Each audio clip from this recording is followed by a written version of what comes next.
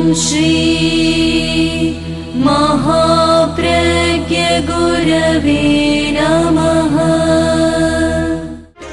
जिसके सांसों में रहता है शाश्वत शांति का स्पंदन, उस महाप्रज्ञ को वंदन, उस महाप्रज्ञ को वंदन। सत्य अहिंसा अनेकांत को अर्पित जिसका तन मन, उस महाप्रज्ञ को वंदन, उस महाप्रज्ञ को वंदन।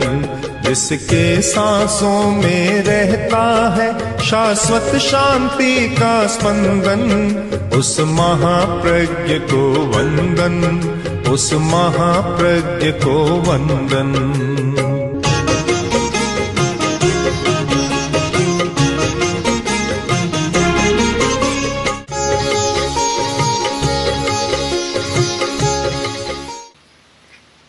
शब्द और अर्थ, इसका विवेक बहुत जरूरी है। भाषा का विवेक जैन साहित्य में, आगम साहित्य में भाषा का विवेक बहुत दिया गया है और भाषा के विवेक पर बहुत विस्तार से बतलाया गया है। बोलना तो होता है और सारा व्यवहार शब्दों के आधार पर, भाषा के आधार पर हमारा चलता है। अगर सब मौन कर लें तो व्यवहार आधा हो जाए। पहली बात तो है कि जहाँ भी दो मिलते हैं बात शुरू हो जाती है, और मौन है तो शब्दों की दुनिया थोड़ी छोटी हो जाएगी। और सबके सब मौन रखें तो शायद शब्दों की दुनिया बहुत सिकुड़ जाएगी, बहुत छोटी हो जाएगी। पर रहा नहीं जाता, दो मिलेर बात शुरू न हो तो आश्चर्य की बात होती है। बात हो जाती है।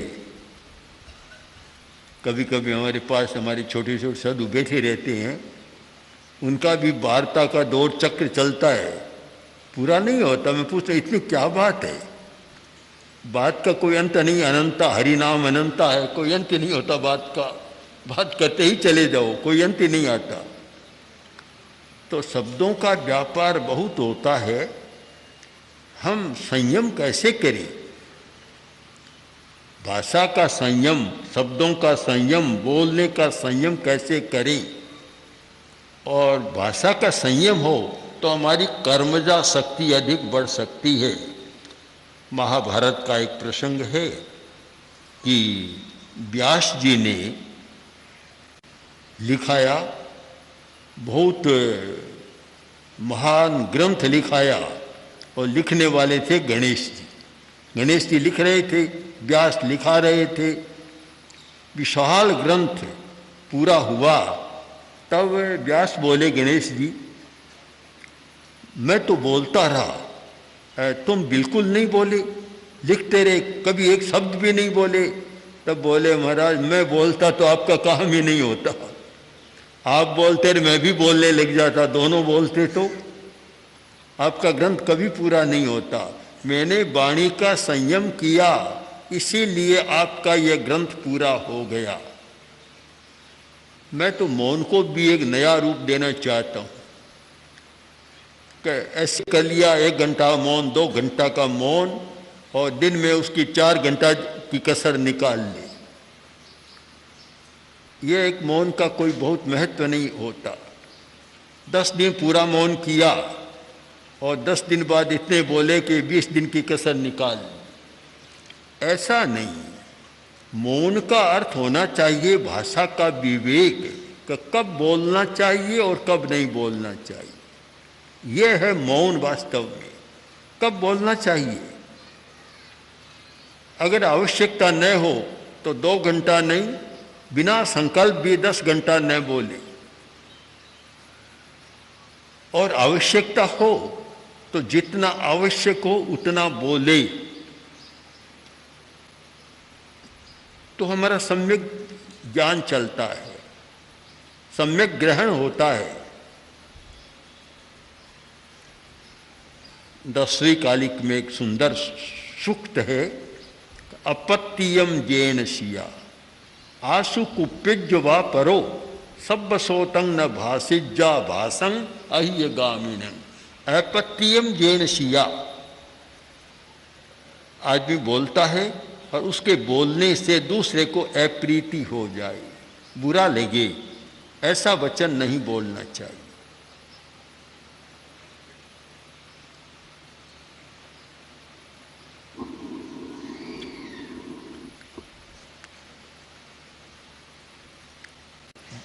क्योंकि हिंसा है। हिंसा का अर्थ कोई मारना ही नहीं है, सताना ही नहीं है। एक कटु शब्द इतनी बड़ी हिंसा कर देता है कि शायद शस्त्र नहीं कर सकता। इसीलिए भाषा का विवेक जरूरी है। और अहिंसा में विश्वास रखने वाला व्यक्ति, अहिंसा का आचरण करने वाला व्यक्ति अगर भाषा का संयम नहीं रख पाता तो वह अहिंसा की आराधना कर नहीं सकता। आज हर क्षेत्र में इसकी जरूरत है। धर्म के क्षेत्र में भी यह वाचिक हिंसा काफी होती है। एक दूसरे पर आक्षेप प्रत्याक्षेप काफी चलता है और इसीलिए सांप्रदायिक झगड़े भी हो जाते हैं, कटुता भी बढ़ जाती है। तो धर्म के क्षेत्र में चलता है तो राजनीति का क्षेत्र तो है ही इसका, वहाँ तो बहुत चलता है। आक्षेप प्रत्याक्षेप और कटु शब्दों का प्रयोग, पूरा एक शब्दकोश बन सकता है, इतना चलता है। बड़ी बड़ी संस्थाओं की मीमांसा की जाए तो पता चलेगा कि शायद मौलिक काम, आवश्यक काम जो करने का होता है वह तो कम होता है और शब्दों की लड़ाई में समय ज़्यादा बीतता है। शब्दों की लड़ाई, उसमें समय बहुत लग जाता है।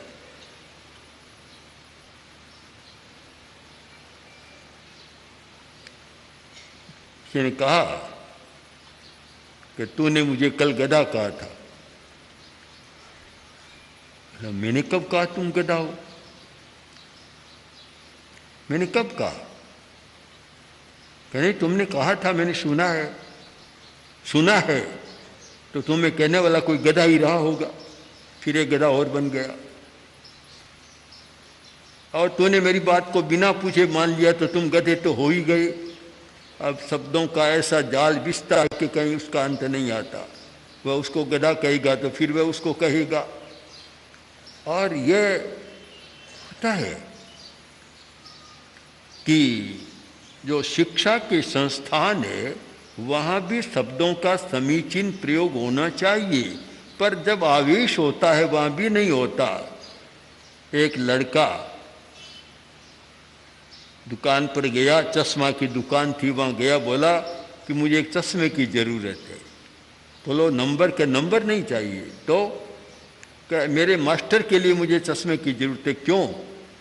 कि वे हमेशा मुझे गधा कहते, तो उनका अब चश्मा बदल दो जिससे मैं उनको गधा दिखता हूँ तो अब गधा नहीं दिखूँ, बस उस चश्मे की जरूरत है। इसका मतलब वहाँ भी चलता है। हर जगह अप्रीतिकारी भाषा का प्रयोग चलता है। ऐसी भाषा का प्रयोग, ऐसे शब्दों का प्रयोग जो सुनने वाले को चुभ जाए, अप्रीति पैदा हो जाए। निर्देश दिया अपत्यम, अप्रीतिकारी वचन जेन सिया, जिससे अप्रीति हो, दूसरे के मन को चोट पहुंचे, ऐसे शब्दों का प्रयोग नहीं करना चाहिए। मैं तो बहुत बार परिषद में बैठे लोगों से संकल्प भी लेता हूं कि संकल्प करो कि वर्ष भर में एक भी कटु शब्द किसी को नहीं कहूँगा। ये वास्तव में मौन है, बहुत बड़ा मौन है ये, कि जो व्यक्ति पूरे वर्ष में एक भी अप्रिय शब्द, अप्रीतिकर शब्द मुंह से नहीं निकालता, कितना तो वाणी का संयम और कितनी मुख की पवित्रता। मुंह में एक शब्द भी कटु गलत निकलता है तो मुख भी अपवित्र होता है। मस्तिष्क भी अपवित्र होता है। तो कितना बड़ा संकल्प है ये, बहुत बड़ी साधना है। जो प्रेक्षा ध्यान का प्रयोग कर रहे हैं और ध्यान के द्वारा एकाग्रता की साधना का प्रयत्न कर रहे हैं, किंतु जब तक ध्यान के परिवार को नहीं समझेंगे, अकेला ध्यान रहता नहीं। ध्यान बड़ा आदमी है, बड़ा आदमी अकेला नहीं रहता, ठाट बाट से रहता है। ध्यान का अपना परिवार है, हमें ध्यान के परिवार को समझना है। और बहुत सारे पुराने योगियों ने ध्यान के परिवार की चर्चा की है कि ये ध्यान का परिवार है।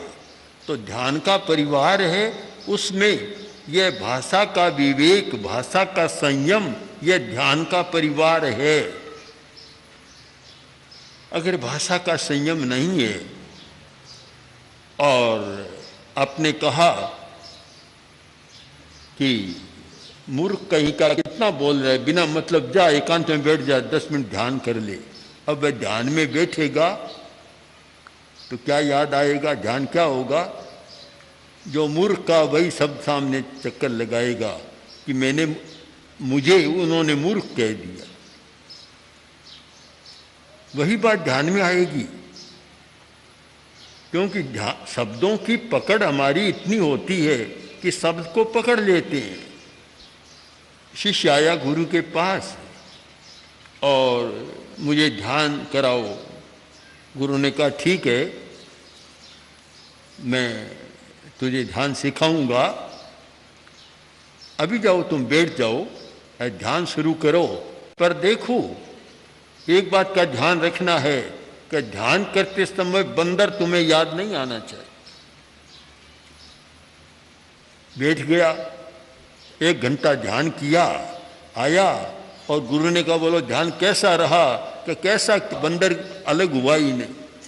घंटा भर बंदर ही बंदर सामने रहा मेरे। तो शब्दों की बहुत पकड़ है, आदमी शब्द को पकड़ता है। भलाइयाँ भी बहुत सारी शब्दों के माध्यम से होती है, तो लड़ाइयाँ भी बहुत सारी शब्दों के माध्यम से होती है। एक शब्द बिना सोचे समझे मुंह से ऐसा निकल जाता है कि उसके आधार पर लड़ाई शुरू हो जाती है, और एक शब्द ऐसा निकलता है कि उसके आधार पर लड़ाई बंद भी हो जाती है, बंद भी हो जाती है। तुम कैसे शब्दों का विवेक करें? शब्दों का प्रयोग करने वाला भी बहुत चतुर होना चाहिए कि कैसे शब्दों का प्रयोग करता है। मैं सोचता हूँ कि ध्यान के द्वारा ये दोनों चेतना हमारी जागृत होनी चाहिए कि शब्द का प्रयोग कैसे हो, भाषा का प्रयोग कैसे हो, और जो भी शब्द है उसका सम्यक ग्रहण कैसे हो। अगर सम्यक ग्रहण नहीं होता तो बहुत बार लड़ाइयाँ ठीक समझे बिना होती है, समझता नहीं है सबको और लड़ाई शुरू हो जाती है। सम्यक ग्रहण भी बहुत बड़ी बात है। कहा कछु ने समझा कछु, आंखरो औखद पूठे घसू, कुछ कहार कुछ समझ गया। ये बहुत समस्या होती है कि मालिक ने कहा कि देखो तुम जो भी काम करो, कोई मूर्खता का काम कर लिया कि देखो जो काम करो पहले मुझे पूछ लिया करो, मुझे पूछे बिना कोई काम मत किया करो। नौकर आया एक दिन, आकर बोला कि मालिक बिल्ली दूध पी रही है और आप कहो तो हटा दूं। अरे पहले हटा देता, तो आपने तो कहा था बिना पूछे कोई काम नहीं करना, कैसे करूं? कर नहीं सकता मैं तो। ऐसा ही प्रसंग दूसरा बना। एक दिन आया कि मालिक बंदर कपड़ा फाड़ रहा है आपका। अरे हटा देता, कि कैसे हटाऊं? आपने कहा मुझे पूछे बिना कोई काम मत करना। और एक दिन तो ऐसा प्रसंग आया कि मालिक डूब रहा था, नदी में गया स्नान करने, डूब रहा था, खड़ा खड़ा देखता है कि खड़ा खड़ा क्या देख रहा है, निकालता नहीं है, पकड़ता नहीं है। कि आपने कब कहा, आपको कहा हुआ है बिना कहे कोई काम नहीं करना, तो मैं कैसे कर सकता हूँ। जहाँ सम्यक ग्रहण नहीं होता वहाँ अर्थ का अनर्थ होता है, कुछ कहा जाता है और कुछ समझा जाता है। हमारी वह विवेक चेतना भी जागृत हो जिससे सामने वाले व्यक्ति के अर्थ को हम समझ सकें कि वह किस आशय से कोई बात कह रहा है। आशय तो यह था, कभी कोई भी ऐसा काम करे जो तू नहीं जानता, बड़ा काम हो तो पूछे बिना मत करना है। उसने पकड़ लिया उस शब्द को पकड़ लिया, अर्थ तक नहीं जा सका, अर्थ को नहीं समझ सका, तो चाहे तो बिल्ली दूध पिए तो भी नहीं हटाना, चाहे बंदर कपड़ा फाड़े तो भी नहीं अलग करना, चाहे मालिक डूबता हो तो भी उसको नहीं पकड़ना। ये एक सम्यक ग्रहण है। जहाँ शब्द के अर्थ का सम्यक ग्रहण नहीं होता वहाँ भी बड़ी समस्याएं पैदा होती है, और बहुत बार ऐसे शब्दों का प्रयोग होता है कि लड़ाई झगड़े शुरू हो जाती है। अब जैसे मारवाड़ी में थे कहते हैं, थे, छोटे को कहते हैं तू, बड़े को कहते हैं थे। हिंदी में आप चलता है। अब थे किसी को कह दे, थे का अर्थ नहीं जानता हो तो लड़ाई हो जाती है कि तुमने मुझे मेरा अपमान कर दिया, मुझे अब आप नहीं कहा, थे कह दिया। वह नहीं जानता मारवाड़ी में तो थे आपका ही अर्थ है, पर समस्या पैदा हो जाती है। तो इस प्रकार हमें सम्यक ग्रहण की शक्ति का विकास करना चाहिए और बोलने की शक्ति का भी सम्यक हमारा विकास होना चाहिए। दूसरा निर्देश है आसु कुप्पेज वा परो। ऐसा शब्द न बोले जिससे सामने वाला व्यक्ति सुनकर गुस्से में आ जाए। किसी को गुस्सा दिलाना नहीं चाहिए, क्रोध उत्पत्ति का हेतु नहीं बनना चाहिए। क्रोध तो वैसे ही बहुत होता है, मैं क्यों किसी के क्रोध की उत्पत्ति का निमित्त बनूं, ये चिंतन हर व्यक्ति को करना चाहिए। मैं किसी को क्षमाशील रहने का निमित्त बनूं तो मेरे लिए बहुत अच्छी बात है, पर क्रोध उपजाने का निमित्त क्यों बनूं, बुराई का निमित्त मैं क्यों बनूं। आंसू कुप्पेज वा परो, ऐसा वचन न बोले जिसे सुनकर दूसरा गुस्से में आ जाए। ऐसा बहुत होता है, पता नहीं कुछ लोगों को उसमें रस आता होगा, ऐसी बात कहेंगे कि सामने वाला तत्काल रोष में आ जाए। ध्यान के द्वारा हमारा यह संयम विकसित होना चाहिए। ध्यान करें तो ध्यान की निष्पत्ति पर भी विचार करना चाहिए कि ध्यान से मुझे क्या लाभ होगा, इस पर विचार करें। मन की चंचलता कम होगी, अच्छी बात है, एक लाभ मिला, पर उस चंचलता कम होने का प्रयोग कहाँ करें, जीवन के व्यवहार में करें। हमारा जीवन का व्यवहार कैसे अच्छा हो, हम दूसरे के साथ कैसा व्यवहार करें। धर्म का एक पक्ष है अध्यात्म और दूसरा है व्यवहार। चाहे कह दे निश्चय नए और व्यवहार नए। व्यवहार एक धार्मिक आदमी का दूसरे के साथ कैसा व्यवहार होना चाहिए। अगर व्यवहार पर विचार नहीं करता है तो शायद धर्म की बात भी कुछ धीमी मंद पड़ जाती है। धर्म सामने नहीं आता, व्यवहार सामने आता है। एक आदमी ने मंदिर में जाकर पूजा की, एक व्यक्ति ने साधुओं के स्थान पर जाकर साधना की, सामायिक किया और व्रत का कोई अनुष्ठान किया। यह तो सामने नहीं आएगा। बाजार में गया और लड़ाई शुरू कर दी, वह सामने आ जाएगी। तो सामने आता है हमारा व्यवहार, कि दूसरे के साथ हम कैसा बर्ताव कर रहे हैं। एक धार्मिक का व्यवहार ऐसा होना चाहिए जिसमें संयम हो। कसौटी है संयम। संयम पूर्ण व्यवहार सबके लिए अच्छा हो सकता है, और असंयत व्यवहार वह अच्छा नहीं होता। तो ध्यान के द्वारा क्या मिलेगा, निष्पत्ति पर विचार करें तो यह होगा कि वाणी का संयम बढ़ेगा। यह ध्यान का फल है कि वह अधिक नहीं बोलता, अनावश्यक नहीं बोलता, सोचे समझे बिना नहीं बोलता, कटु शब्दों का प्रयोग नहीं करता, दूसरे को सताने वाले शब्दों का प्रयोग नहीं करता। यह हमारा वाणी का संयम यानी मौन। आप फिर समझ गए कि मौन की भाषा भी बदलना चाहिए, मौन का तात्पर्य भी समझना चाहिए। घंटा भर का मौन किया वह तो ठीक है, एक अभ्यास हो गया, पर उसको वास्तविक मौन नहीं कह सकते कि घंटा भर के मौन से क्या मिला। घंटा भर मौन किया और फिर लड़ाई झगड़ा शुरू कर दिया तो फिर वह कोई खास बात नहीं होती। मौन का मतलब तो है कि इस प्रकार का वाणी का संयम हो कि हम कोई अप्रिय प्रयोग न करें, तो मौन की सार्थकता है।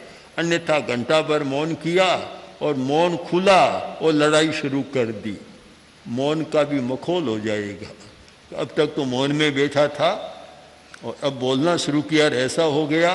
तो कुछ लोग आए, हमारे पास भी आते हैं कि हमारे तो ऐसे हैं कि उनको 24 घंटा ही मौन करा दो तो घर में शांति रहे। 24 घंटा कोई करता नहीं। मौन भी कर लिया, न बोला तो क्या हुआ, बिना बोले इशारों से भी काम कर देता है। मौनी मौन फारसी बने और हुंकारे सटकाया हणे, बिना बोलिया ही जुल्म करे तो बोलिया तो पता नहीं क्या करे। इशारे से भी ऐसा करता है कि सारा काम कर देता है। आप ठीक है, मौन का अर्थ ये मूल शब्द है, मौन है, ये जैन आगमों में तो बहुत कम मिलता, इस अर्थ में नहीं मिलता है। वाक संयम, संयम है। मौन का अर्थ प्राकृत साहित्य में होता है ज्ञानम, मुनि का धर्म, मुनेर भाव है मौनम, यानी जो जानता है। मौन का अर्थ होता है ज्ञान, ज्ञान है वास्तव में।